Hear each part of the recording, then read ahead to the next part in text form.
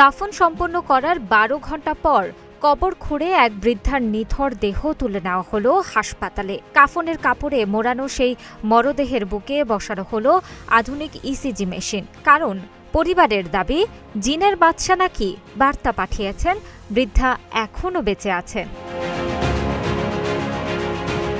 চাঞ্চল্যকর এই ঘটনাটি ঘটেছে জামালপুরের মেলান্দহ উপজেলার মাহমুদপুর ইউনিয়নের নয়াপাড়া গ্রামে।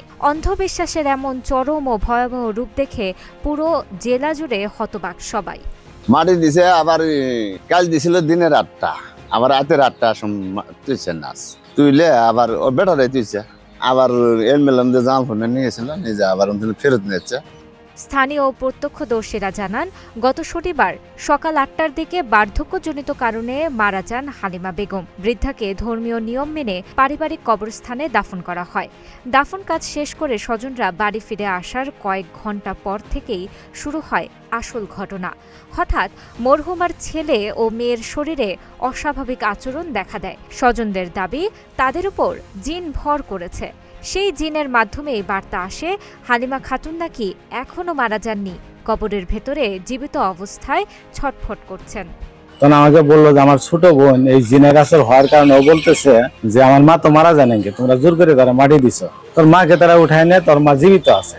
এই জন্য আমরা আর কুলাইতে পারিনি, আমার মাকে আমরা উঠায় নিয়ে আসি। পরে আমি সিরিজ দিয়ে রক থেকে ব্লাড নিলাম, একটু ব্লাড আসলো, তখন আর আমি তাদের কোনো ডিসিশন দিতে পারলাম না, কারণ সে তো মৃত মানুষ। তাদের বললাম যে যেহেতু তোমরা উঠাই ফেলছো, তোমরা হাসপাতালে নাও।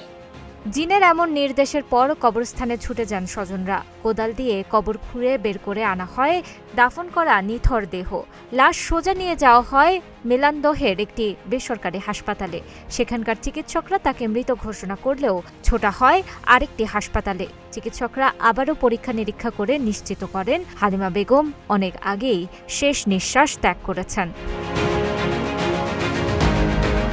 লাশ আবার গ্রামে ফিরিয়ে আনা হয় এবং দ্বিতীয়বারের মতো দাফন সম্পন্ন করা হয়। তবে চরম বিতর্কিত ও স্পর্শকাতর এই ঘটনাটি নিয়ে গণমাধ্যম বা ক্যামেরার সামনে কথা বলতে রাজি হননি পরিবারের সদস্য কিংবা সংশ্লিষ্ট হাসপাতাল কর্তৃপক্ষ।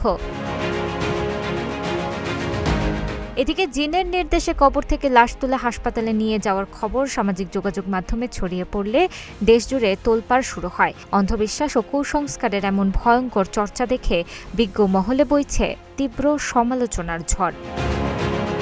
তানাজা আফরিন, গ্রিন টিভি ডিজিটাল।